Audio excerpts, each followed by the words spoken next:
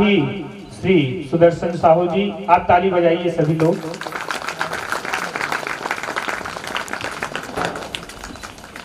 श्री सुदर्शन साहू जी संत रूप प्रभु तोर, मंगलमय मंगल करण, मंगल रूप कबीर। मंगलमय मंगल करण, मंगल रूप कबीर। ध्यान धरत नाशक सकल कर्म जनित भव पीर।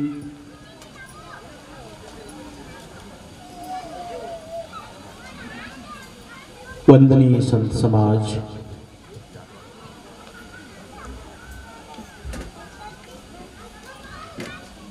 सदगुरु के प्यारे हंसजनों, जिज्ञासु जनों, मुमुक्षु जनों,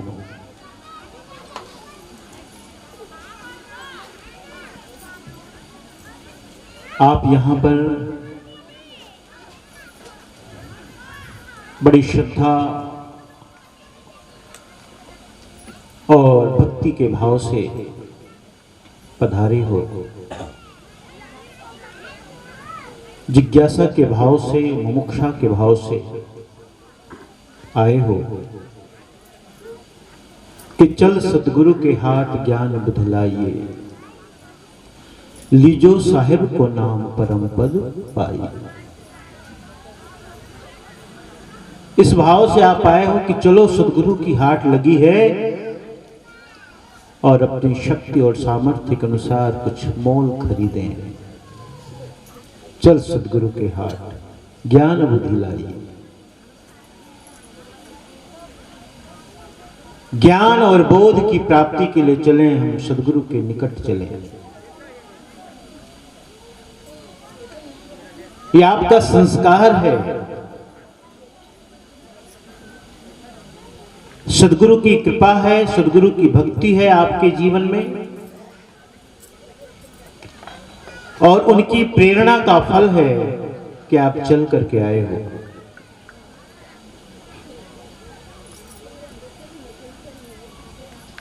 संसार में बहुतेरे लोग हैं, लेकिन सबकी भावना नहीं बनती सत्संग के लिए, गुरु के पास आने के लिए। इस स्थल तक पहुंचने के लिए भी कुछ कमाई चाहिए, कुछ कमाई चाहिए। इस जगत में चार तरह के लोग होते हैं, चार प्रकार के लोग होते हैं। एक तो होते हैं ज्ञानी,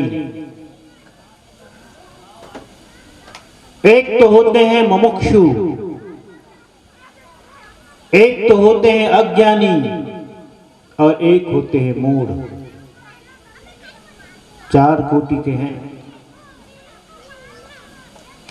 सबसे ऊपर ज्ञानी उसकी स्थिति है, और सबसे नीचे स्थिति है मूढ़ की।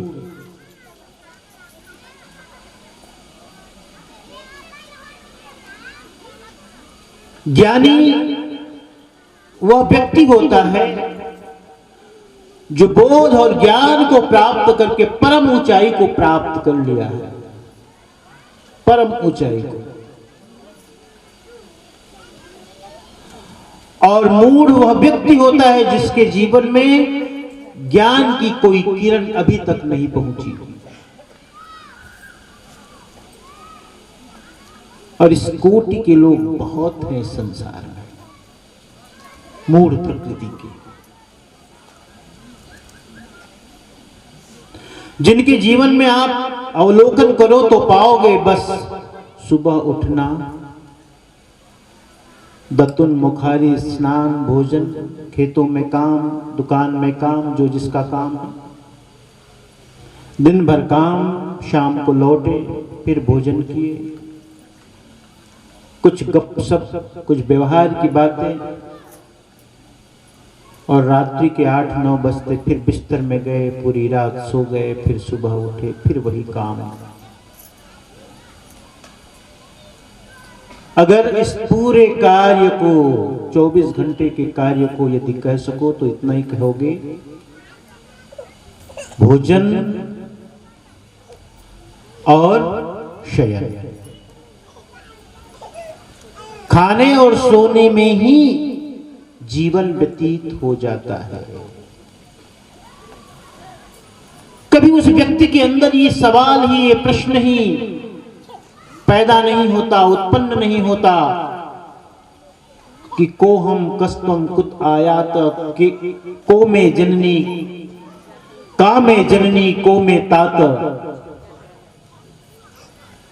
कभी बोध ही नहीं होता, कभी जिज्ञासा ही नहीं उठती, बस इतने में सीमित है, खाना पीना और सोना।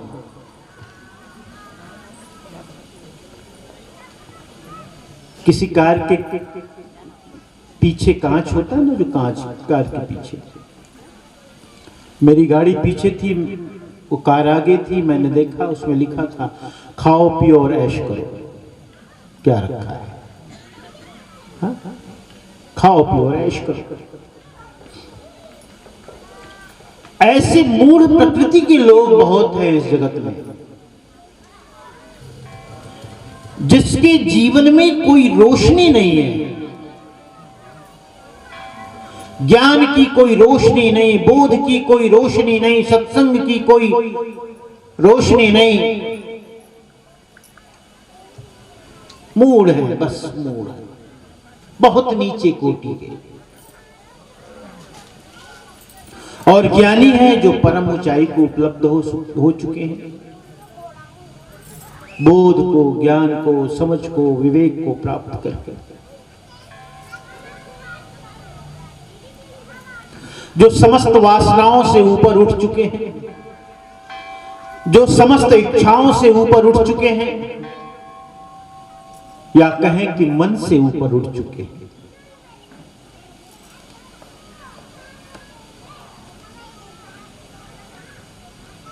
और जो मूढ़ हैं वो इंद्रियों के दास हैं, गुलाम हैं। इंद्रियों की पूर्ति करना, उनकी इच्छाओं की पूर्ति करना ही उनके जीवन का ध्येय है। इसीलिए कहते हैं वो पशुवत जीवन है, पशुवत जीवन।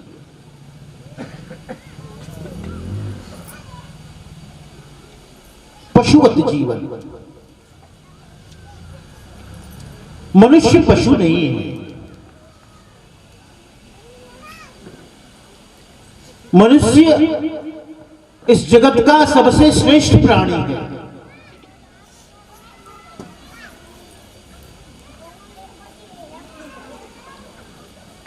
दूसरी कोटि होती है जिज्ञासु की, मुमुक्षु की, और तीसरी कोटि होती है अज्ञानी की, चौथी कोटि मूढ़ की। जिज्ञासु के विषय में, मुमुक्षु के विषय में बाद में कहूंगा, अज्ञानी के विषय के बारे में जान लो। मूढ़ के बाद यदि किसी की संख्या सबसे अधिक है तो वो है अज्ञानियों की। और अज्ञानी मैं उसे कहता हूं जिसके अंदर ज्ञान कम है लेकिन उस ज्ञान का अहम ज्यादा है, अहंकार ज्यादा है, अभिमान ज्यादा है। और जिस किसी को भी अपने ज्ञान और जानकारी का अहंकार है वही अज्ञानी है।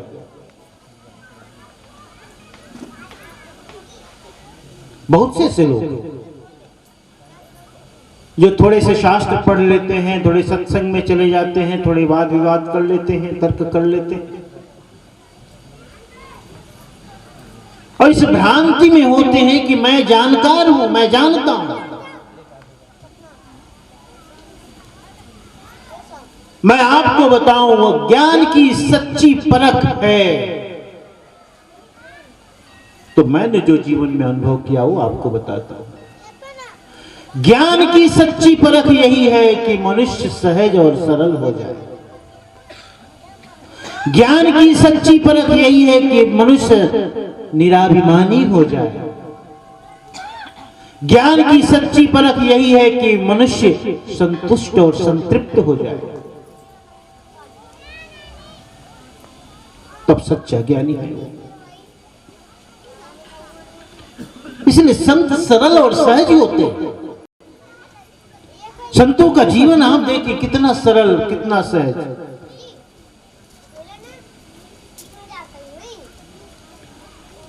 और कभी कभी हम ऐसे सरल संतों को समझते हैं कि अरे ये कैसा बचकाना हरकत करते हैं। वस्तुतः संत जो होते हैं वो बाल तुल्य सरल हो जाते हैं, बाल तुल्य, बालक के जैसे। कभी बाल बच्चे को देखा आपने? छोटे बच्चे हैं जब वो गुस्से में होते हैं तो बड़े प्यारे लगते हैं, सही है ना? किसी छोटे बच्चे को देखो, अभी किसी संत ने मुझे एक वीडियो दिखाया था, वो बच्चा है, वो सैलून में गया है, उसकी बाल की कटिंग की जा रही है और वो नाई को खूब डांटता है, चिल्ला चिल्ला के बोलता है। बड़ा वायरल हुआ था, बहुत लोगों ने देखा होगा। बड़ा क्यूट सा बच्चा था, उसका क्रोध भी बड़ा सुहाना, बड़ा प्यारा, क्योंकि वो क्रोध भी करता है तो पूरी समग्रता से करता है, बनावटी नहीं है उसमें, दिखावा नहीं है उसमें, कोई छिपाव नहीं है, पूरी समग्रता से। और प्रेम भी करता है तो पूरी समग्रता से, कोई दिखावा नहीं। कभी दीवार से टकरा जाएगा तो एक चटकन देगा, अगली बार से नहीं टकराएगा, बता देता हूं, है ना? आखिर है तो दीवार ही ना। कुर्सी में कहीं पैर लग गया तो उसको एक चटकन देगा, चटकन समझते हैं? हाँ, एक थप्पड़ मारता है, कहता तुमने चोट लगा दी, मैं खेल रहा था।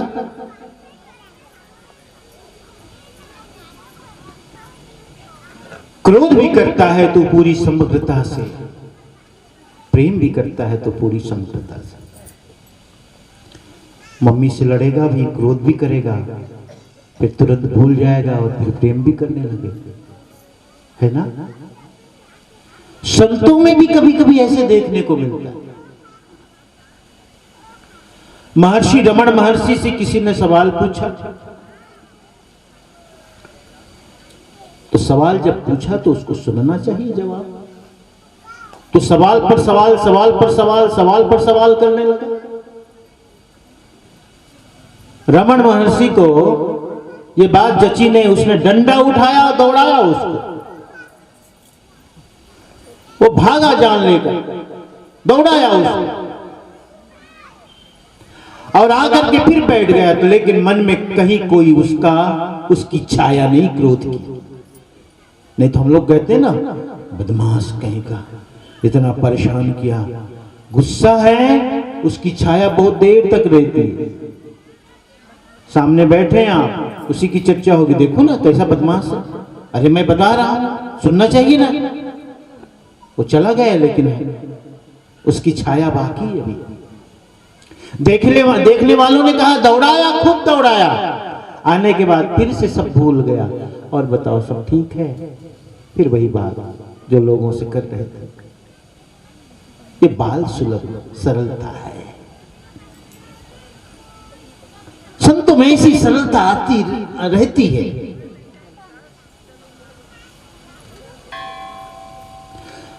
संतों का कोई चरित्र नहीं होता। आप सोच रहे होंगे साहब ये बात क्या कह दिया। संतों का कोई चरित्र नहीं होता, मतलब चरित्र से मुक्त होता है, चरित्रहीन नहीं होता, चरित्र से मुक्त होता है। चरित्र क्या होता है? चरित्र का मतलब होता है जिसे हम संभाल संभाल कर, सहेज सहेज कर रचते हैं, बनाते हैं, वो है चरित्र। कैसे चरित्र? कि मैं अब धर्माधिकारी हूं तो मुझे थोड़ा समझ करके बैठना पड़ेगा, कम बात करनी होगी, ठीक से चलना होगा, हर जगह मैं बैठ नहीं सकूंगा। ये चरित्र का निर्माण करना पड़ेगा। सज्जन का चरित्र होता है, दुर्जन का दुष्चरित्र होता है, संत चरित्र से मुक्त होता है, संत चरित्र से मुक्त होता है, क्योंकि सरलता है। एक बड़े साधक, बड़े फकीर थे, बड़े संत थे। किसी ने उनसे पूछा, आपके जीवन की कमाई क्या है? आपने जीवन में क्या किया, क्या अनुभव किया, क्या पाया? ये कुछ नहीं। कैसे कहते हो कुछ नहीं? हाँ कुछ नहीं भाई, देखो मुझे भूख लगती, जब मुझे भूख लगती खा लेता हूं, जी नींद आती सो लेता हूं, उठने का मन होता है उठ जाता हूं, सोता नहीं, जब जैसा हो मन करता है वैसे मैं कर लेता हूं। सहजता, सरलता। संत इसलिए बड़े सरल होते हैं। एक बड़े संत थे, हम जब पढ़ते थे काशी में, गुजर गए। काशी के पास ही गाजीपुर शहर है, उसके आसपास आश्रम था उनका। हम लोग विद्यार्थी जीवन में थे, वही 18-20 साल या 15 ऐसी कोई उम्र रहेगी, 18-20 की। उनके काफी शिष्य आए हुए थे, कुछ कार्यक्रम था और वो संत बड़े सरल थे। अच्छा, उसके पास कोई भी आता था तो उसका ऐसे पैर छू लेता, कोई भी आए फूल चढ़ाने, माला चढ़ा, उसी का पैर छू लेता। मुझे भी बड़ा ऑड लगा, कैसे साधु है ये, किसी का भी पैर छू दे। लेकिन ये उसकी सहजता थी, सरलता थी। संत बड़े सरल होते हैं, और सरलता ये तभी आती है जब उसे ज्ञान हो जाता है। ज्ञान की सच्ची परख है सहजता, सरलता, बाल सुलभ सरलता। क्या मांगू कुछ तिर न रहा, देख लिया जीवन को, संसार को, सब देख लिया, अब कोई देखना बाकी नहीं, कोई चखना बाकी नहीं, कोई सूंघना बाकी नहीं, सब हो गया। जब सच्चा बोध मनुष्य के जीवन में आता है तो सहज हो जाता है, एकदम सहज, अकड़ नहीं रहती, अभिमान नहीं होता। अकड़ और अभिमान का एक ही मतलब है कि अभी मेरे जीवन में उस सत्य के अलावा कुछ और भी है जो ज्यादा महत्वपूर्ण है, उस सत्य के अलावा। और सत्य के अतिरिक्त क्या होगा? संसार, वस्तु, प्राणी, पदार्थ।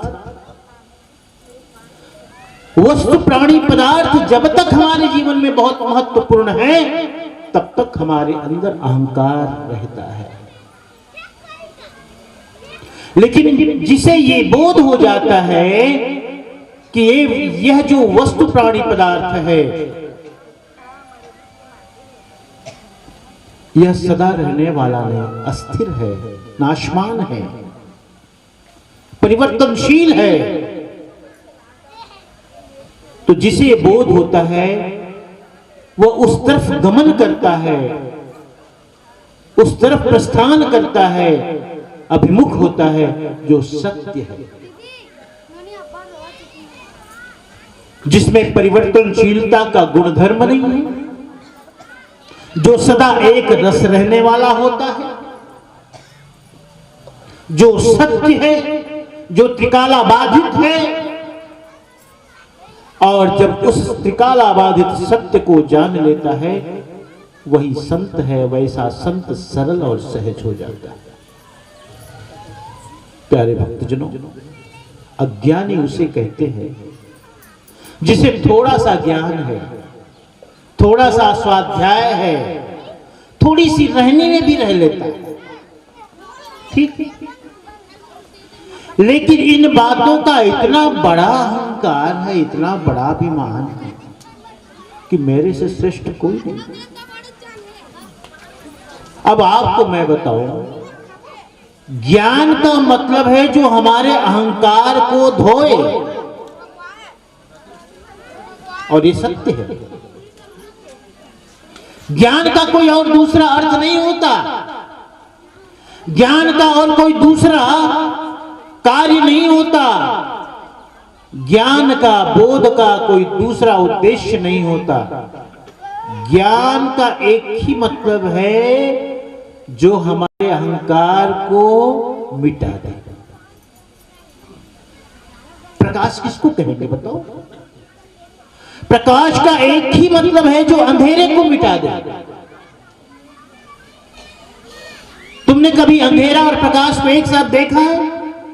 कभी नहीं देखा होगा, कभी नहीं देखा होगा, क्योंकि जहां प्रकाश होगा वहां अंधेरा रहता ही नहीं है। एक कहानी और भी मैं कहता हूं कभी कभी। कहते हैं एक बार अंधेरा है, प्रकाश परमात्मा के पास गया था शिकायत लेकर। किसका? किसकी शिकायत लेकर के गया था? अंधेरे की। परमात्मा के पास गया अंधेरा प्रकाश की शिकायत लेकर। परमात्मन, मैं आपके द्वार आया, आपके पास आया और बड़ी पीड़ा से आया हूं, बड़े दुख से आया हूं। आप परमात्मा हो, मेरे दुख का निवारण करो। परमात्मा ने कहा, बोलो क्या बोलते हो? बहुत घुमा फिरा के न कहो, सीधी बात कहो। परमात्मा ने पूछा, क्या बात है, कौन सा दुख लेकर आए हो? अंधेरे ने कहा, परमात्मन, आपसे मैं पूछता हूं, आपकी बनाई ये सृष्टि है, ये जगत है, क्या मुझे वहां रहने का हक नहीं है, अधिकार नहीं है? बड़ा इमोशनल, कहते ना, इमोशनली लिया जरा परमात्मा को, इमोशनली लिया कि क्या मुझे रहने का अधिकार नहीं है आपकी इस जगत में, इस सृष्टि में? परमात्मा कहे, क्यों नहीं भाई, तुम भी रह सकते हो। तो बात क्या है कि यही तो कहने आया हूं, तुम्हारी बनाई सृष्टि में मुझे भी जब रहने का अधिकार है, तो ये प्रकाश मुझे हर जगह से क्यों धकेलता है, क्यों भगाता है, क्यों ढकेलता है, क्यों हटाता है मुझे? आप बताओ, निर्णय करो। परमात्मा ने कहा, बात सही कहते हो, ये तो गलत बात है। सभी को रहने का अधिकार है, तो तुम भी रह सकते हो, और प्रकाश को ऐसा नहीं करना चाहिए। चलो ठीक है, तुम्हारी बात मैं स्मरण रखूंगा, याद रखूंगा। कभी प्रकाश मिलेगा तो जरूर तुम्हारी बात उसके सामने रखूंगा और पूछूंगा, ऐसा क्यों करते हो? परमात्मा की कभी प्रकाश से मुलाकात हो गई तो उसे वो अंधेरे की बात याद आ गई। उसने तुरंत ही पूछ लिया, अरे प्रकाश सुनो भाई, वो अंधेरा तुम्हारी शिकायत लेकर के आया था, कहता था तुम मुझे कहीं टिकने नहीं देते, रुकने नहीं देते, हर जगह से हटाते हो, भगाते हो, भला तुम ऐसा क्यों करते हो? प्रकाश ने कहा, परमात्मन, आप जिस अंधेरे की बात करते हो उस अंधेरे को मैं तो जानता भी नहीं, क्योंकि आज तक उस अंधेरे से मेरी कभी मुलाकात नहीं हुई, कभी नहीं हुई। और जिससे मेरी कभी मुलाकात नहीं, कभी बातचीत नहीं, कभी मिलन नहीं, कभी देखा देखी नहीं, उससे मैं दुश्मनी क्यों ठानूं, उससे दुश्मनी क्यों करूं? भला आप ही सोचो। परमात्मा ने कहा, ये बात तो तुम ठीक कहते, तुम्हारी बात जचती, लेकिन आया तो था वो। अब कहते हो आप कि वो आया था और मेरी शिकायत लेके आया था, तो परमात्मन, बात तो तभी बनेगी ना जब हम दोनों हों और आप निर्णय करो। तो ऐसा करो, एक दिन अंधेरे को भी बुला लो और मुझे भी बुला लो, प्रकाश को भी बुला लो। कहते हैं परमात्मा ने दुनिया बनाई, कभी ऐसी समस्या नहीं आई, लेकिन आज उसके सामने एक बहुत बड़ी समस्या आ गई कि दोनों को एक साथ बुलाए तो बुलाए कैसे, दोनों एक साथ आए तो आए कैसे? क्योंकि जहां प्रकाश होगा वहां अंधेरा रह ही नहीं सकता।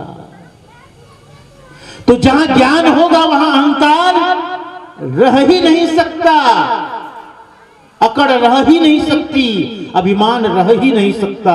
तो कोई ये कहे कि मुझे ज्ञान का अहंकार, कोई कहे कि मैं बहुत बड़ा ज्ञानी हूं, तो समझ लेना उसके अंदर अहंकार है। और अहंकार है तो एक बात का सूचक है कि अभी ज्ञान नहीं हुआ, ज्ञान नहीं है, सिर्फ जानकारियां हैं, सिर्फ सूचनाओं का संग्रह है। सूचनाएं इकट्ठी कर लिया, इस शास्त्र से, उस शास्त्र से, सत्संग से, किसी से सुनकर, कुछ याद कर, इकट्ठा उसने बहुत कर लिया है, लेकिन सच्चा ज्ञानी नहीं हुआ। क्योंकि जिस दिन सच्चा ज्ञानी होगा फिर तो कहने सुनने की बात ही नहीं आती। इसलिए ऐसे अज्ञानी इस संसार में बहुत है। और अज्ञानी का एक लक्षण और देखना, कहीं भी हो वो सुनाना चाहता है, सुनना नहीं चाहता। जो अज्ञानी होगा वो हमेशा चाहेगा कि मैं सुनाऊं, मेरी बात लोग सुने, सुनाना ही चाहते, सुनना नहीं चाहते। और कभी कभी ऐसे अज्ञानी आपसे सवाल भी कर दे या हम जैसे संतों से, तो उसका मतलब ज्ञान को कुछ जानना नहीं होता, परखना होता है कि ये कितना जानता है। हाँ, परखना होता है कि जरा पूछूं तो कितना पता है इसको। बस प्यारे हंसनों, ऐसे लोग, अज्ञानी लोग इस संसार में बहुत है। मूड से कम जरूर है, लेकिन फिर भी बहुत बहुत। ज्ञानी सबसे कम, इन्हें गिने। ज्ञानी का मतलब है जो सरल हो गया, सहज हो गया है। ज्ञानी का मतलब जो प्राप्त करके मौन हो गया, स्थिर हो गया। हीरा पायो गांठ गठियायो, बार बार वाको क्यों खोले, और मन मस्त हुआ तो क्यों बोले। जिसने पा लिया फिर वो बोलता नहीं है। जब आप किसी दिन अच्छा भोजन करते हो तो बोलते कम होंगे, चुप रह जाते। बढ़िया भोजन हुआ आज, क्योंकि संतृप्ति, संतुष्टि फिर बोलने नहीं देती, बोलने का कोई कारण नहीं रहेगा, शांत हो जाता है। जो उपलब्ध हो चुका है उसकी पहचान है, उसकी शांति, उसका मौन, उसकी स्थिरता। ज्ञानी स्थिर हो जाता है, शांत हो जाता है, विचलित नहीं होता। गीता में उन्हीं ज्ञानी को क्या कहते हैं? स्थित प्रज्ञ योगी कहते हैं। स्थित प्रज्ञ योगी, जिसकी प्रज्ञा अब स्थिर हो चुकी है, स्थित हो गई। एक बात, अब चलायमान नहीं है, विचलन नहीं है, दुविधा नहीं है, भ्रांति नहीं है, संशय नहीं है, कंफ्यूजन नहीं है, सब मिट गया, स्थिरता आ गई, जान लिया, बस स्थिर हो गया। लेकिन ऐसे लोग कम होते हैं। मुमुक्षु, ज्ञानी को भी बता लिया, मूढ़ को भी बता लिया, अज्ञानी को भी बता लिया। मुमुक्षु कौन होते हैं? आप होते हैं मुमुक्षु। यही मैंने आपसे कहा था, आपके अंदर मुमुक्षा है, आपके अंदर जिज्ञासा है, पिपासा है कि मैं चलूं सदगुरु के हाथ और कुछ ज्ञान प्राप्त कर लूं, कुछ बोध प्राप्त करूं, अपनी अज्ञानता को दूर हटा लूं, अपनी कालिक को मिटा लूं, अपने दोषों का निवारण कर लूं। इसी भाव से आप यहां आए हो। कि संत गुरु की वाणी रूपी दर्पण में स्वयं को जरा निहार लो, देख लो। प्यारे अंशनों, आप जिज्ञासु हो, आप मुमुक्षु हो। धर्मदास साहब भी सदगुरु के समक्ष मुमुक्षु बनकर के आते, हाथ जोड़कर, है ना। भक्ति प्रभाव मिटी सकल धर्मदास की पीर, और कोटि जन्म के पुण्य से सदगुरु मिले कबीर। यहां देखो तस्वीर लगी है, अच्छा वहां है पूजा घर में। धर्मदास साहब हाथ जोड़े हैं, कबीर साहब आशीर्वाद की मुद्रा में। एक योग्य शिष्य, एक योग्य शिष्य के समर्थ गुरु, एक ज्ञानी, एक मुमुक्षु।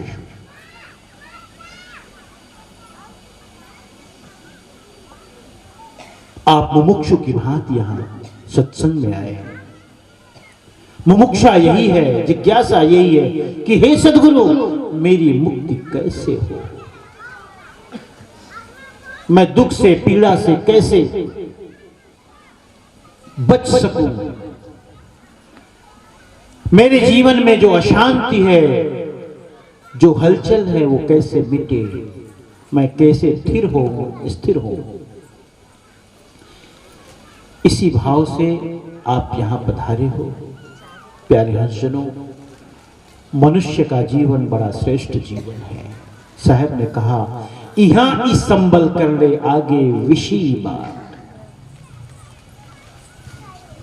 और स्वर्ग बिसाहन सब चले जहां बनिया ना हाट।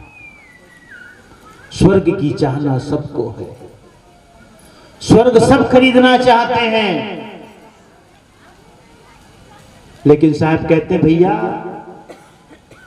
उस स्वर्ग की तुम्हें चाहना है, उस स्वर्ग की तुम्हें इच्छा है, चाहना है, जानते हो वहां बनिया ना हाट, यानी वहां बनिया और हाट नहीं है। यहां तो हाट में चले भी आए, वहां तो है ही नहीं। बनिया मने गुरु, हाट मने सत्संग। आप आए हो यहां, चल सदगुरु के हाट ज्ञान बुद्धि लाइए। स्वर्ग में चले भी जाओगे और निमोरा वाले पुराना संस्कार है सत्संग में आने जाने का, वहां पूछोगे भैया यहां सत्संग होता है कि नहीं होता, तो लोग वहां रहने वाले कहेंगे सत्संग वत्संग नहीं होता, यहां जितना हो सके भोगते रहो, भोगते रहो, भोगते रहो, असीम भोग है।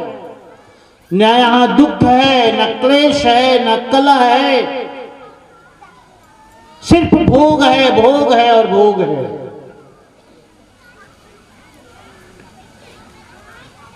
तो ये मत समझना कि स्वर्ग का जीवन कोई श्रेष्ठ जीवन है। सबसे श्रेष्ठ जीवन है तो मनुष्य का जीवन है, क्योंकि देवताओं का जीवन भी भोगमय है। वैसे कहा जाता है कि मनुष्य देवताओं से एक सीढ़ी नीचे है और पशुओं से एक सीढ़ी ऊपर है, कहते हैं ऐसे। भले वो हमसे एक सीढ़ी ऊपर हो, लेकिन वहां भी सिर्फ भोग है। मोक्ष और कल्याण का उपाय वहां भी नहीं है, कोई उपाय नहीं। और पशुओं के बारे में देखो, कभी कभी देखते हो, कभी कभी देखते होगे आप सब, कोठा में गए, गाय है, खाई है पेट भर और जुगाली मार रही, हाथ मुंह चला रही है। गाय को जुगाली करते देख करके भी कभी कभी ईर्ष्या जगती, तीच्छा बने हंसबो बगुरात हंस बने। हमर जीवन में तो बड़ दुख है दाई, का करबे। ऐसा होता है मन में माता में। देखना, बिहाव करना है, घर बनाना है। अब बेटा की शादी करूं सोचता हूं तो घर नहीं है, और घर बनाया सोचता हूं तो पैसा नहीं है, हो गया ना। तो कभी गाय को जुगाली करते हुए तुम्हारे अंदर ईर्ष्या भी जग सकती है कि तुम ही बहुत शांति से हो, सुकून से हो, कोई चिंता नहीं। न जो बीत गया उसकी फिक्र है, न आने वाला जो कल है उसकी चिंता है। बहुत बढ़िया, सच भी है, सच भी तो है। पशुओं का जीवन देखो, पक्षियों का जीवन देखो, पेड़ पौधों का जीवन देखो, पत्थर पाषाण का जीवन देखो। पत्थर और पाषाण से श्रेष्ठ जीवन है पेड़ पौधों का, पेड़ पौधों से श्रेष्ठ जीवन है पक्षियों का, पक्षियों से श्रेष्ठ जीवन है पशुओं का, और सबसे श्रेष्ठ जीवन है मनुष्य का। तो कभी पेड़ पौधों को, पशुओं को देख करके मन में ये भाव पैदा तो होता है कि कितना सुंदर तुम्हारा जीवन है, सुकून का, शांति का, कोई बात की चिंता नहीं। कोठा हम ही बना के देते हैं, भूसा हम ही काट के लाते हैं, तुम्हें तो कोई बात की फिक्र ही नहीं। और सच भी है, भले ही पशु कोई नहीं कहता कि मेरे लिए कोठा बना दे, हाँ नहीं, कभी नहीं कहते, लेकिन हम करते हैं इंतजाम उसका। तो देखकर तो मन में आएगा ही, मन में बात आएगी ही कि तुम कितने शांति और सुकून से हो। लेकिन शांति और सुकून से तो है जरूर, लेकिन उसके जीवन में कोई बड़ी उपलब्धि कभी भी नहीं हो सकती, कभी नहीं हो सकती, कभी नहीं। उस शांति में भी स्वतंत्रता नहीं है। अच्छा, मनुष्य जीवन में जो स्वतंत्रता है यही उसकी सबसे बड़ी बाधा भी है। ये स्वतंत्रता ही उसका सौभाग्य भी है और ये स्वतंत्रता उसका दुर्भाग्य भी है। स्वतंत्र होने के कारण कभी कभी मनुष्य पशु से भी नीचे गिर जाता है, और स्वतंत्र होने के कारण ही यही मनुष्य कभी देवत्व से ऊपर परमात्मा तत्व की प्राप्ति करता है, परमात्मा ही हो जाता है, परमात्मा ही हो जाता है। इसी जीवन को प्राप्त करके कोई बुद्ध, महावीर, सदगुरु, कबीर हो जाते हैं, और कोई हिटलर भी हो जाते हैं। होते हैं कि नहीं? होते हैं। कोई बहुत नीचे भी गिर जाता है, कोई बहुत ऊपर उठ जाता है। दो बातें, ये दो बातों पर निर्भर करता है, विवेक और वासना। जिसका विवेक जग गया वो ऊपर उठने लगता है, और जिसकी वासना अधोगामी है वो नीचे से नीचे होने लगता है। क्योंकि गिराती है यदि कोई संसार में तो हमारी वासनाएं, हमारी दुष्प्रवृत्तियां यही गिराती है। वासनाओं के वशीभूत होकर के हम नीचे से नीचे गर्त में जाते हैं, और गर्त में जाने का मतलब अंधेरा, और ऊपर उठने का मतलब प्रकाश। मनुष्य जितना ऊंचाई को प्राप्त करता है उतना ही प्रकाश यानी सूर्य से भेंट होती है, यानी परमात्मा से भेंट हो सकती है। और नीचे जाओ, नीचे अंधेरा है, तूफान है, अंधकार है, हाँ? बवंडर है, और ये बवंडर, ये तूफान वासनाओं का है, चाहनाओं का है, कामनाओं का है। इसलिए ये स्वतंत्रता रूपी सीढ़ी ऐसा नहीं कि सिर्फ ऊपर उठाती है, नीचे भी गिराती है। यही हमारी सबसे बड़ी विशेषता है, हमारी स्वतंत्रता सबसे बड़ी विशेषता, मनुष्य जीवन की सबसे बड़ी विशेषता। लेकिन बार बार हम नीचे गिरते क्यों, इसे भी समझो आप। मनुष्य बीच की स्थिति है, पशु नीचे, और जो तीर्थंकर है, जो ज्ञानी है, जो बुद्ध पुरुष है, जो महापुरुष है, वे ऊपर है। एक तो लोक है इन महापुरुषों का, ज्ञानी जनों का, एक लोक है पशुओं का, पक्षियों का। ध्यान से समझना इस बात को। हम बीच में हैं। पशुओं का जो जीवन है वो अंधकार पूर्ण जीवन है, जहां विवेक का सर्वथा अभाव है, जागरण का सर्वथा अभाव है। लेकिन मनुष्य जीवन में हम आए हैं तो वहीं से आए हैं, चल करके आए हैं, पशु से आए हैं, पशुता से आए हैं। पशु जीवन का हमें अनुभव है और वहां क्या है वही बताया आपको, सुकून है, शांति है, मस्त रहो। लेकिन वो जीवन बेहोशी का है, वो जीवन मूर्छा का है। पशु का जीवन मूर्छा का जीवन है, लेकिन उस जीवन का अनुभव होने के कारण मनुष्य जीवन प्राप्त करके भी बार बार हम उधर ही जाना चाहते हैं और उधर ही जाने के लिए पीते हैं, खाते हैं। ये शराब पीना और कोई बात नहीं है। गहराई से विचार करो तो आप पाओगे पशु बनने का ही उपक्रम है, ये ढंग है। चलो एक बार और पशु हो जाए, क्योंकि पशुता में बड़ा आनंद है, क्योंकि बेहोशी का जीवन है, मूर्छा का जीवन है। हम पशु होना चाहते हैं। मादक पदार्थों का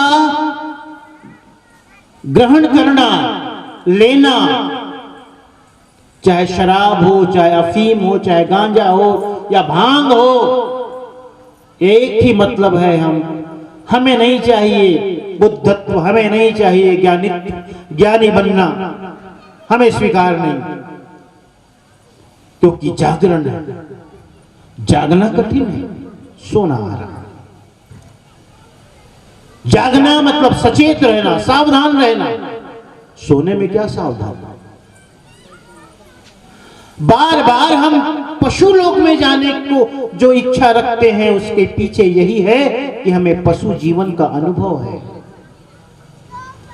और उस पशु लोक में जाने के लिए शराब का सेवन करते हैं, व्यसनों का सेवन करते हैं।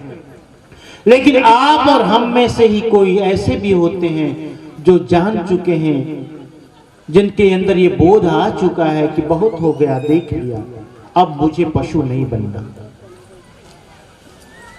आप हैं वैसे, इसलिए आप जिज्ञासु हैं, इसलिए आप मुमुक्षु हैं, जो आप नकारते हो कि नहीं मुझे पशु नहीं बनना, मूर्छित जीवन नहीं जीना, बेहोशी का जीवन नहीं जीना।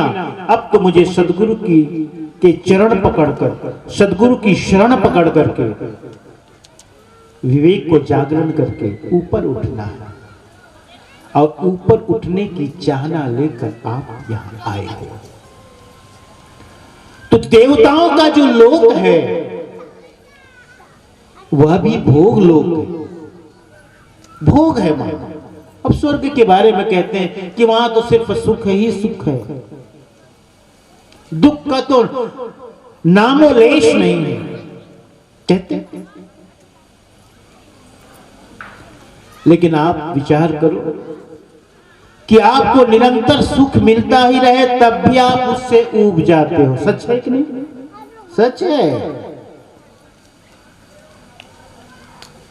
आपको कोई खाने पीने की चीज, चिंतन करो, मैं बोल रहा हूं, आप सोचो, जो आपको बहुत प्रिय हो, सोच लिए, जिनको जिनको जो प्रिय हो सोच लो, आप सोच लिए ना। अब मैं आगे कहता हूं, जो आपको पसंद है, जो खाने की चीज आपने जिसे सोच लिया, जिसे जान लिया, उसे रोज मिले, एक दिन मिले, बहुत स्वाद से खाओगे, दूसरा दिन उतने ही स्वाद से, तीसरे दिन कमी आ जाएगी, चौथे दिन और कमी, पांचवें, छठे, सातवें। अब पहनने की बात है, जो कपड़े आपको बहुत पसंद है, जिसे पहन करके तुम कहीं भी जाना पसंद करोगे, उसी के बारे में चिंतन करो। शादी में, ब्याह में, पार्टी में क्योंकि जब उसे पहन के आप जाती हो या आप जाते हो तो लोग पूछते हैं बहुत सुंदर लग रहे हो, साड़ी बड़ी अच्छी लग रही है, कितने की है, कहां से खरीदी। जब लोग पूछते हैं तो हमारी उत्सुकता और बढ़ती है, चलो कम से कम हमारे कपड़े के बारे में लोग जानना तो चाहे, पूछे तो हैं। तो एक जगह पूछेंगे, दूसरी जगह पूछेंगे, तीसरी जगह पूछेंगे क्या, और चौथी जगह तो कह देंगे ये किट्ठने का वो चूल पहन किया था, नहीं कह देंगे। अब बोर लग गया, उससे उबाऊपन आ गया। एक ही चीज को आप बार बार करते हो जो आपको बहुत प्रिय है, लेकिन उसमें भी उबाऊपन आ जाता है, उबासीपन आ जाता है। ऐसे ही स्वर्ग में आप यदि रहते हो और सुख ही सुख, सुख ही सुख, सुख ही सुख मिलता रहे तो उससे भी उबासीपन आ जाएगा। एक ही सब्जी खाते रहते हो तो बीच बीच में करेला क्यों खाते हो? हाँ? और रोज करेला खाओ तो भी मन उब जाएगा, रोज मीठा खाओ तो भी मन उब जाएगा। देवताओं का जीवन जैसा कि कहा जाता है कि भोगमय जीवन है, भोग है। अच्छा, लेकिन अलग अलग विचार है।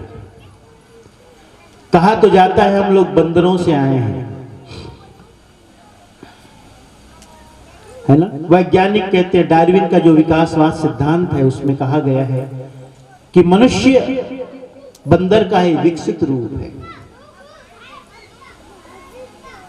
ये वैज्ञानिक कहते हैं, लेकिन बंदरों से कभी पूछ करके वैज्ञानिकों ने नहीं कहा।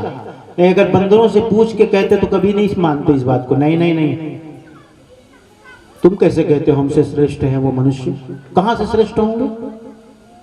अरे हम पेड़ में रहते हैं ऊंचे में, वो जमीन में रहते हैं, हमसे श्रेष्ठ भला कैसे होंगे? नहीं हो सकते, मानेंगे नहीं, राजी नहीं होंगे, हो ही नहीं सकते। और हम सोचते हैं कि हम उनसे एक कदम आगे हैं, उनका विकसित, बंदरों का विकसित रूप है, हम ज्यादा बुद्धिमान हैं, हम ज्यादा श्रेष्ठ हैं। ऐसे दावा करना भी बेकार है। एक बार ऐसे ही हुआ, एक सौदागर था, व्यापारी था, टोपी बेचता था, टोपी, है ना, टोपी बेचने का काम करता था। वो जो आजकल आप लोग ऐसे वाला टोपी लगाते हो, पहले टोपी नहीं चलती थी, गांधी वाली टोपी चलती थी।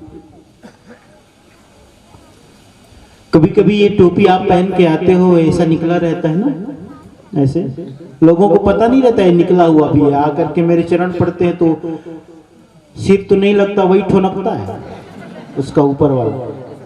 मैं कहता हूँ इसको ऐसे, इसको निकाल दे या तो पीछे तरफ कर। हाँ साहब, भूल हो गई। वो ठुनकता है आकर के, अब लगाना तो चाहता है। टोपी का व्यापारी था, टोपी बेचने जाता था, और जब चुनाव का समय आ गया तो टोपी ज्यादा बिकती थी। एक मड़ई मेला से टोपी ओपी बेच करके आ रहा था, कुछ टोपी बच गई थी, काफी कुछ बिक गई थी। वैसे 3-4 बजे का समय था, एक पेड़ था, छायादार पेड़, तो सोचा गांव तो अभी भी दूर है, थोड़ी थकान मिटा लूं, थोड़ा विश्राम कर लूं, और विश्राम कर लूं, उसके बाद फिर प्रस्थान करूं। 2-3 बैग रखा था, एक बैग तो खाली हो गया, एक बैग था जिसमें कुछ टोपियां बाकी थी, उसे बंद करना भूल गया, नींद लग गई, बैठा, छायादार वृक्ष था, छाया पड़ी, हवा चली तो नींद आ गई। एक टोपी तो सिर में लगाया था स्वयं, और वो जो बैग था उसका भी, उसकी चेन खुली हुई थी। तो देखा, जब नींद खुली तो उसने देखा, अरे बैग खाली है, टोपियां कहां गई?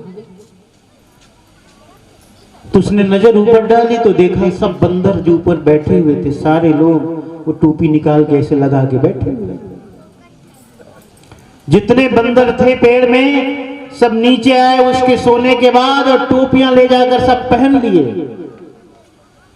अब बंदरों से टोपियां लेना ये तो बड़ा कठिन काम था। तो सुन रखा था कि ये बंदर बड़े नकलची होते हैं। तो उसने क्या किया जानते हो? अपनी जो टोपी पहनी थी उसको जमीन में फेंक दी। जब उसने अपनी टोपी फेंक दी तो सभी बंदर भी फेंक दिए। उसने बटोरी टोपी और ले गया, बटोर ली और ले गया। घर जाकर के बेटे को ये मजेदार वाकया सुनाया। बेटा सुनो, आज एक बड़ी लाजवाब बात हुई, बड़ी शानदार बात हुई। तो क्या बात है पिताजी? अरे ऐसा हुआ, आज वो मड़ई मेला से आ रहा था ना, रास्ते में पेड़ के नीचे बैठा और छाया थी और नींद लग गई। कुछ टोपी बची हुई थी, मैंने देखा। जब नींद टूटी तो देखा सारी टोपियां बंदर ले जाकर के पहन करके ऊपर बैठे हुए। मैं तो बड़ा चिंतित परेशान हुआ कि कैसे इनसे वापस लूं। लेकिन मुझे एक बात ख्याल आई कि बंदर नकलची होते। मैंने अपनी टोपी नीचे फेंक दी, सबके सब अपनी भी टोपी नीचे फेंक दी। मैं तुम्हें इसलिए बता रहा हूं कि मेरे बाद तू काम यही करेगा, और कभी तुम्हारे साथ ऐसी घटना घटे तो ये सीख और सबक ले ले तू। उसने कहा पिताजी बहुत अच्छी बात बताई आपने, सच में वाह क्या बात है। आपकी बुद्धिमानी का भी कोई जोड़ नहीं, बेजोड़ है। जरूर जरूर। कुछ वर्षों पश्चात वही काम उसका बेटा करने लगा, टोपी बेचने का। एक दिन उसके साथ भी यही घटना घटी। टोपियां बेच करके आता था, पेड़ के नीचे बैठ गया, आराम विश्राम करने लगा। कुछ टोपियां बाकी थी, कुछ बिक गई थी, और उसे भी नींद लग गई। थोड़ी देर विश्राम के बाद जब नींद टूटी है तो देखा कि सभी टोपियां बंदर ले जाकर के पहने हुए हैं। पिताजी की वो बात याद आ गई, वो घटना जिसने कभी सालों पहले बताई थी, और पिताजी ने सिखाया भी था, कहा भी था, देखो बेटा तुम्हारे साथ कभी ऐसी घटना घटे तो इससे सबक लेना, तुम सीख लेना। उसने क्या किया? सारे बंदर वो टोपियां पहने ऊपर बैठे थे, उसने अपनी टोपी एक फेंक दी। सोचा कि सारे बंदर फेंक देंगे, लेकिन ऐसा नहीं हुआ। एक बंदर को एक टोपी कम रह गई थी, वो झट से नीचे उतरा, वो टोपी लेकर ऊपर बैठ गया। ऊपर लेकर के वो भी पहन के बैठ गया। कैसे कहते हो हम बंदरों से श्रेष्ठ हैं? बंदर भी बुद्धिमान होते हैं।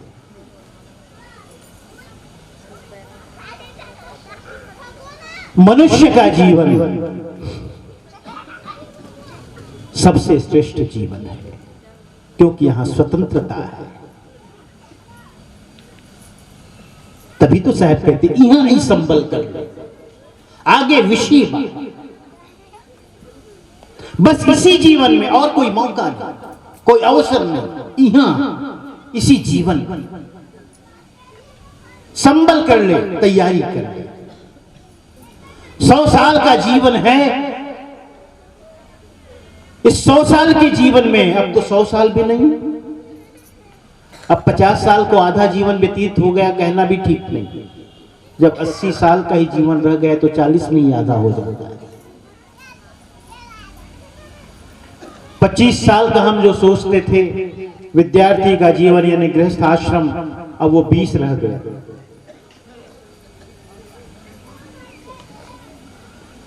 जो 80 वर्ष का हमारा समय है, उम्र है,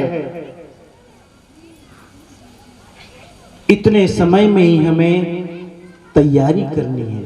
यहां ही संभल कर ले, आगे विषय बात बिल्कुल ध्यान से सुन ले तू अच्छी तरह से। आगे कहीं कोई मौका ही नहीं, कोई भूल चूक हो गई उसकी संभावना ही नहीं कि उसे तुम सुधार सको। बस जो है यही है, कोई संभावना नहीं, कहीं कोई संभावना नहीं। न स्वर्ग, न देवलोक में, न पशुलोक में कहीं कोई संभावना नहीं, जो कुछ है यही है। कितना श्रेष्ठ जीवन है, विचार करो, कितना श्रेष्ठ जीवन। कहते हैं ना कि देवताओं के अंदर भी कभी यदि मोक्ष और कल्याण की इच्छा जगी तो उधर से उधर नहीं जा सकते, वाया मनुष्य लोग, वाया मृत्यु लोग, वाया मृत्यु लोग। उसे उन्हें उन देवताओं को भी एक बार मनुष्य बनना होगा, मनुष्य शरीर में आना होगा। एक और बात कह दूं, और ये मनुष्य जीवन जो मिला है, ये बात और है कि पुरानी स्मृतियां हमें याद नहीं होती, पूर्व जन्म की बातें याद नहीं होती, और ठीक भी है, ठीक भी है। क्योंकि अगर पूर्व जन्म की बातें याद हो तो मनुष्य इतना विक्षिप्त हो जाएगा याद कर करके। अब इसी जन्म में पुरानी बातों को याद कर करके हम विक्षिप्त हो जाते हैं। ये हमारे जो बुजुर्ग बैठे उनके पास कोई भविष्य नहीं है, ये जो हमारे युवा बैठे उनके पास भूत नहीं है, भविष्य है। दो ही बात है, जो बुजुर्ग हैं उनका कोई भविष्य नहीं, उनके पास जब भी बैठोगे तो भविष्य की कोई बात नहीं करते हुए पाओगे। जब भी पाओगे तो क्या कहोगे, हमार समय में ऐसे रिहिस गा, हम मन ऐसे करन गा, यही बात। भूत है उनके पास, अत्तिक बनायो, अत्तिक खिलायो, मकान बनाए, दुकान बनाए, 4 बेटा के शादी करें और 2 बेटी के शादी करें और पढ़ाए और लिखाएं, ये क्या है? भूत की बात, अतीत की बात। जो हमारे बुजुर्ग हैं वो अतीत में खोए हैं, और जो नौजवान है वो भविष्य में, ऐसा बनूंगा, ऐसा करूंगा, ऐसा होगा, वैसा होगा। जो नौजवान है वो भविष्य की कल्पना में खोए हैं, जो बुजुर्ग है, वृद्ध है, वो अतीत की यादों में खोए हैं। वर्तमान में तो कोई जीता ही नहीं, और वर्तमान ही हमारे साथ है, हमारे पास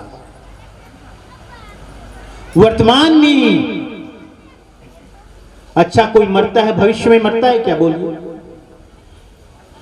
कोई अगर मर भी जाए तो वर्तमान में ही मरता है। कोई ये नहीं कह सकता मैं भविष्य में मरूंगा। भविष्य में मरने का कोई उपाय ही नहीं। जो भी मरेगा वर्तमान में मरेगा, जो भी करेगा वर्तमान में करेगा। और वर्तमान को जो सुधारता है उसका भविष्य भी सुधरता है, और उसका अतीत भी, भूत भी सुधर जाता है। सत्संग में यही उपदेश किया जाता है कि तुम वर्तमान को सुधारो, वर्तमान को वर्तो भाई, भूत भविष्य सब देव भगत। वर्तमान को सुधारो, वर्तमान में ही तुम्हारा वश है, तो वर्तमान में ही तुम्हारा नियंत्रण है, वर्तमान में ही तुम्हारा नियंत्रण है। ये बात ध्यान रख लो। जो चाहता है कि मेरा आने वाला कल अच्छा हो, तो बस एक ही उपाय है, आज को सुधारो। जो चाहता है मेरा बीता हुआ कल अच्छा हो, बस एक ही उपाय है, आज को सुधार लो। आज ही बीता हुआ कल बनेगा, और आज की ही नींव में कल की बुनियाद, आज की ही बुनियाद में कल का भवन बनेगा। आज को सुधारो, आज ठीक हो जाओ। आज यानी मनुष्य जीवन,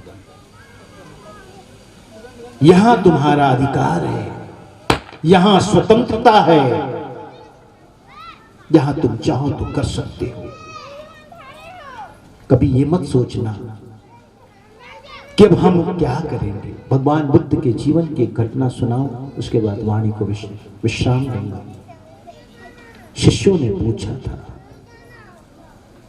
भगवान बुद्ध से। बड़ी प्यारी कथा है, मुझे बड़ा ये कथा सुनाने में बड़ा रस आता है। अंगुलीमाल डाकू का शिष्यों ने पूछा, भगवान अंगुलीमाल डाकू जीवन भर अनर्थ किया, अन्याय किया, अत्याचार किया। अंगुलीमाल डाकू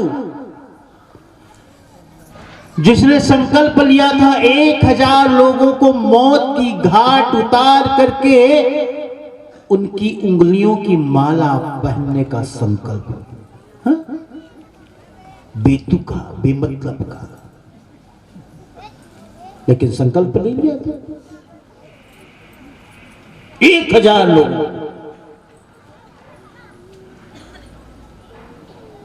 भगवान बुद्ध के शिष्यों ने पूछा था, भगवान उसने जीवन भर पाप किया,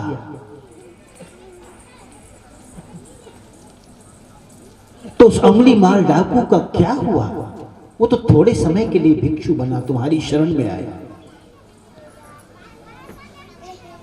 जानते हो वह अंगुलीमाल डाकू जिससे मिलने के लिए मां भी अब जाना छोड़ दिया था, मां ने भी जाना छोड़ दिया था।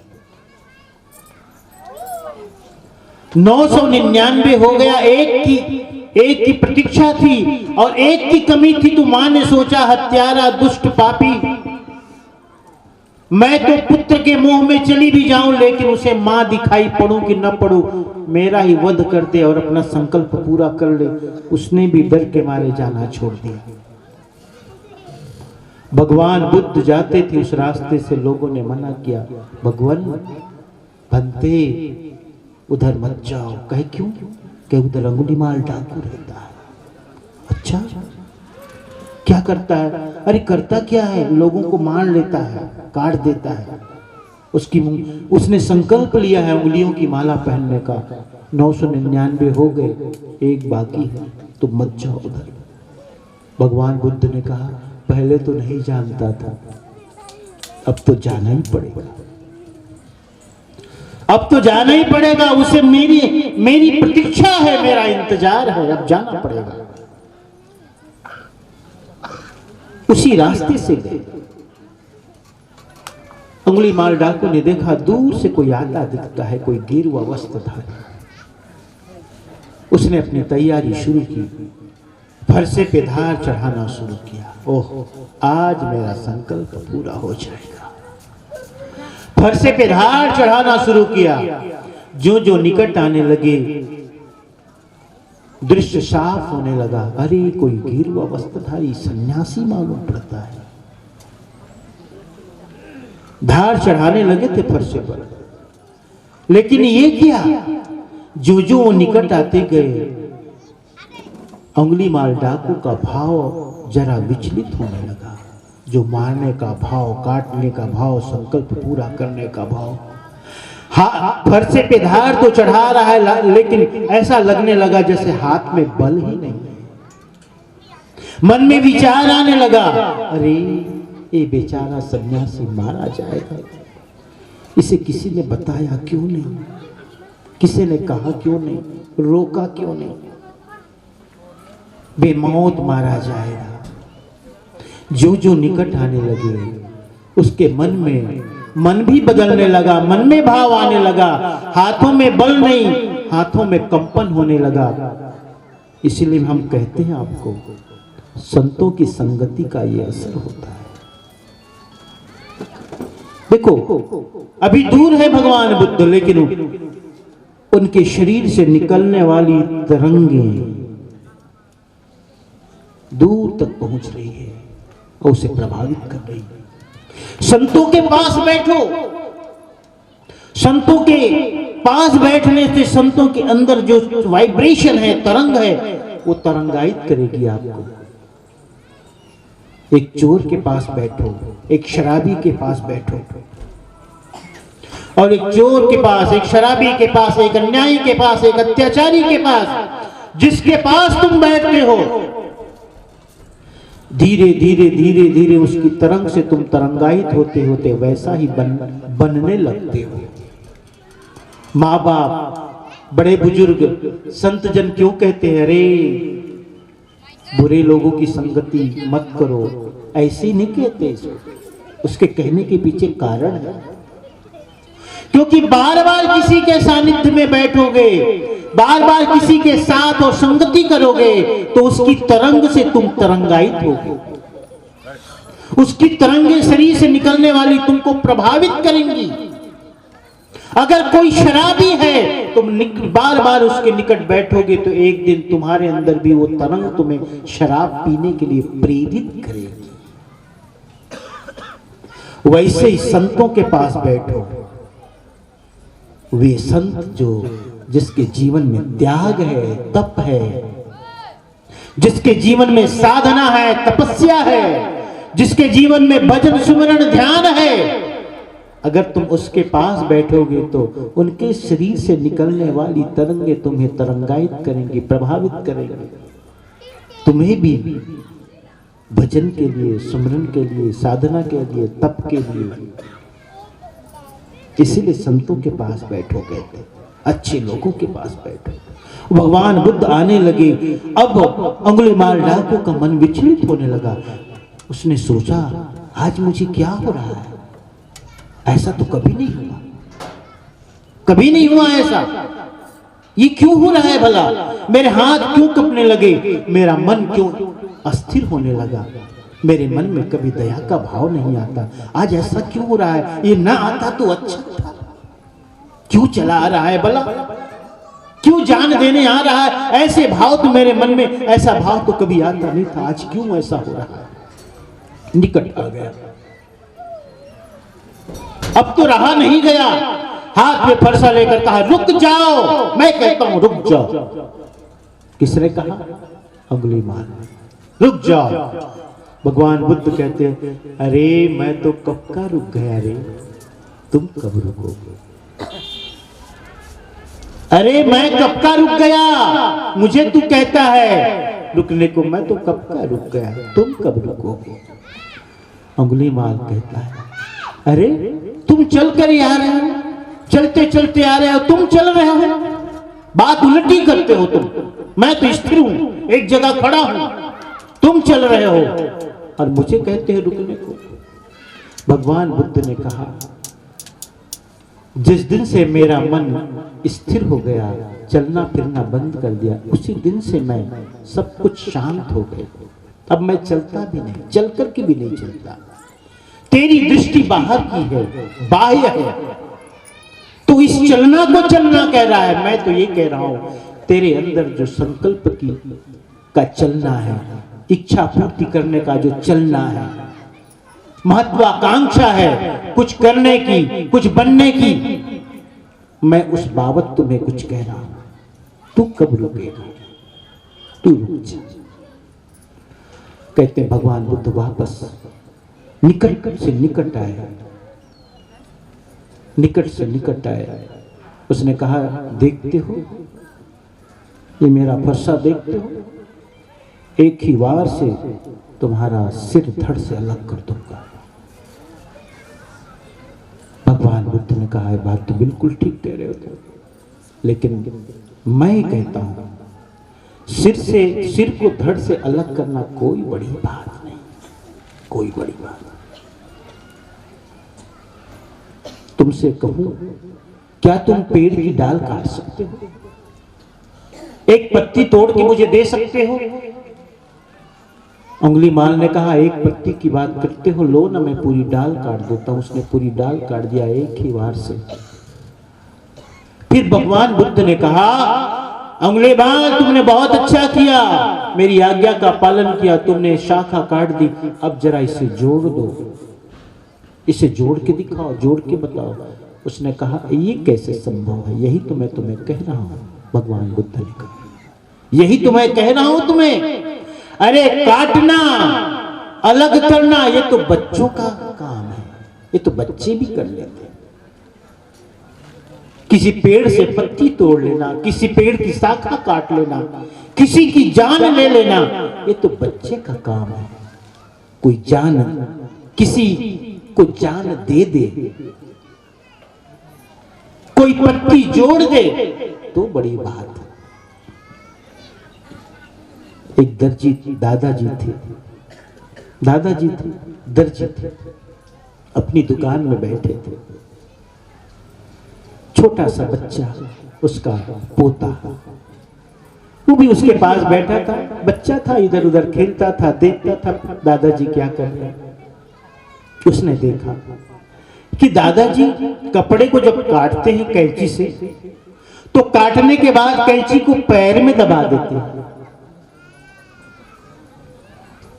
और जब कपड़े को सिलते हैं तो सिलने के बाद सुई को टोपी में खोंच देते हैं। उसने कहा, दादाजी दादाजी एक बात बताओ, तुम कैंची को पैर में क्यों दबाते हो और सुई को टोपी में क्यों खोंचते हो? उसने कहा, देखो बेटा, काटने वाले को हमेशा पैर के नीचे रखो और जोड़ने वाले को हमेशा सिर के ऊपर धारण करो, क्योंकि जोड़ना बड़ी बात है, काटना बड़ी बात नहीं है। काटने में कोई गौरव नहीं, जोड़ने में गौरव है। ये संत भी जोड़ने का काम करते हैं। संत का यही मतलब है, जो जोड़ दे, टूटे हुए को जोड़े, बिगड़े हुए को बनाए। इसलिए तो कहते हैं, संतन के संग लाग रे तेरी अच्छी बनेगी, अच्छी बनेगी तेरी बिगड़ी बनेगी, संतन के संग लाग रे तेरी अच्छी बनेगी। भगवान ने कहा, ये कोई बड़ी बात नहीं है, तुमने डाल काट दी। जोड़ना बड़ी बात है, और जो जोड़ने की कला जानता है अंगुलीमाल, वही बड़ा है, वही बड़ा है। बाद में कहते हैं, अंगुलीमाल उसके चरणों में गिर पड़ा, शिष्य बन गया, और चारों तरफ एक खबर फैल गई। क्या खबर फैल गई? कि भगवान बुद्ध ने अंगुलीमाल को मार दिया। ये खबर फैल गई। आज भगवान बुद्ध ने अंगुलीमाल को मार दिया। खबर तो ये आनी चाहिए थी ना कि अंगुलीमाल ने भगवान बुद्ध को मार दिया, लेकिन खबर आई कि अंगुलीमाल ने नहीं, भगवान बुद्ध ने अंगुलीमाल को मार दिया, यानी उसकी बुराई को, उसके पापों को, उसके पापों को मार दिया। और वही अंगुलीमाल बाद में भगवान बुद्ध का शिष्य हुआ, तो शिष्यों ने पूछा, भगवान इतना बड़ा अत्याचारी, अन्यायी, पापी, दुरात्मा, क्या वो भी सतलोक को प्राप्त किया, मोक्ष को प्राप्त किया, कल्याण को प्राप्त किया? भगवान बुद्ध कहते हैं, हाँ बिल्कुल। कैसे? उसने तो जीवन भर पाप किया। भगवान बुद्ध कहते हैं, कोई कितना भी पाप कर ले, लेकिन जागरण का एक पल ही पर्याप्त है सारे पापों को धोने के लिए।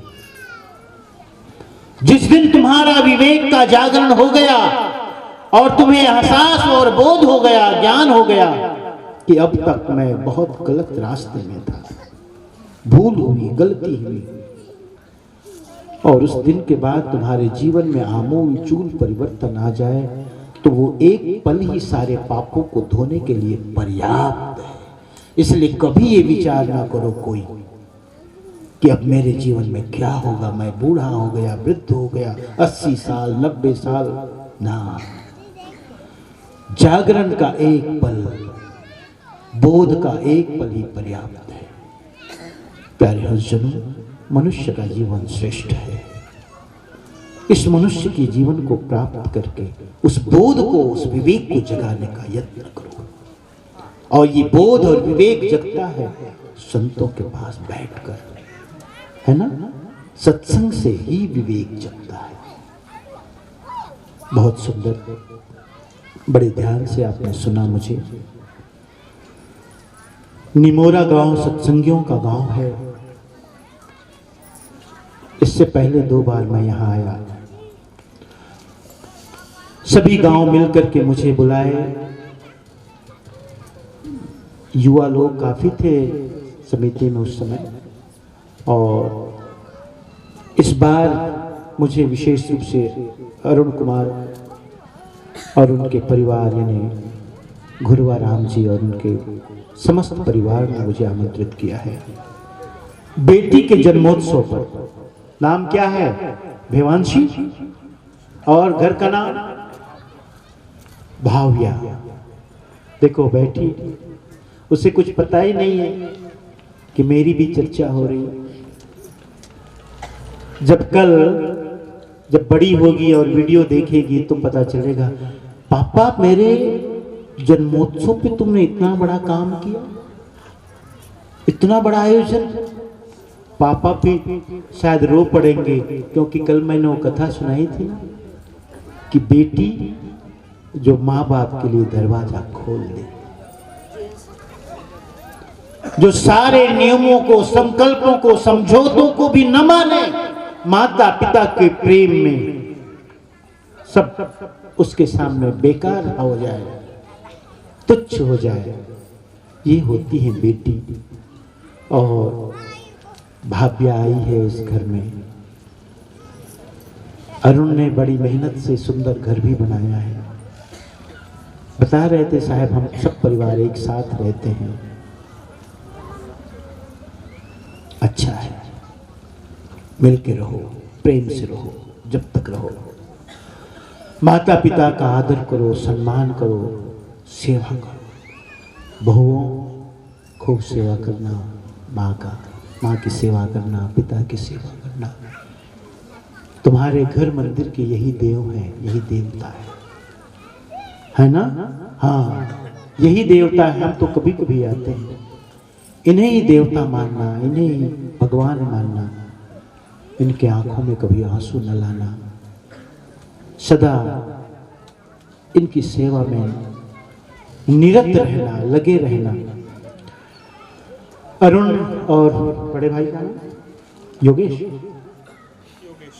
योगेश और अरुण दोनों के लिए भी यही उपदेश कि आज तुम बेटा हो, तुम्हारे भी बेटे हो गए हैं, तो कल तुम भी दादा बनोगे ही, लेकिन दादा बनने से पहले अच्छा बेटा बन लो। खूब सेवा करके, माता पिता की सेवा करके, गुरु की सेवा करके, सबका ख्याल रख करके, बेकार नहीं जाएगा, बेकार कभी नहीं जाएगा। तुम्हारी हर एक सेवा का हिसाब होगा और हर सेवा का तुम्हें हिसाब मिलेगा, ब्याज ब्याज का, पाई पाई का। उस दिन तुम्हें खुशी होगी कि, और तुम्हारे अपने जीवन से संतुष्टि मिलेगी कि मैंने जीवन को जिया, अच्छी तरह से जिया। इन शब्दों के साथ सत्यनाम बंदगी साथ सोई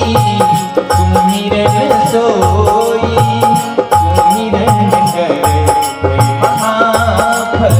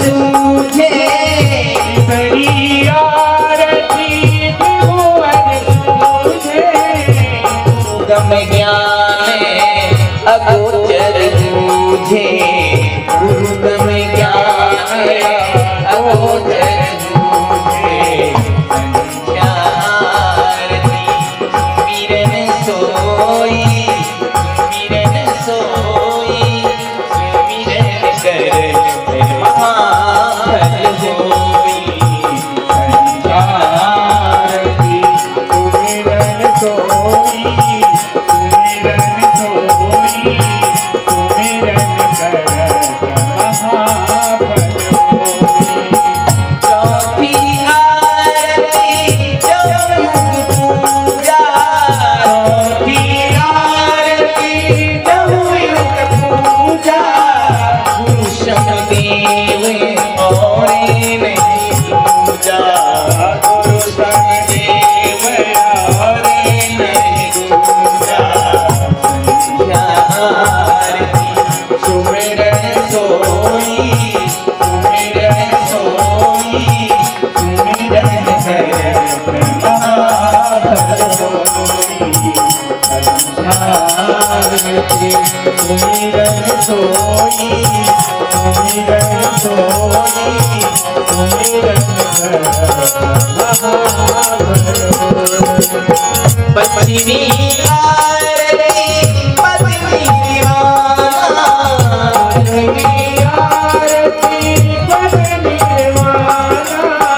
पश्चिमी आरती पत्नी दीवाना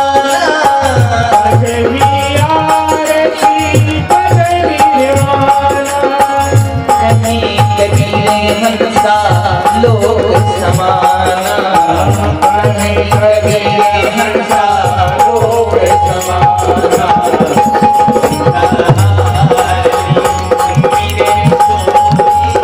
सुमिरन सोई सुमिरन करत महाफल होई संध्या आरती सुमिरन सोई सुमिरन सोई सुमिरन करत महाफल होई सुमिरन करत महाफल होई सुमिरन करत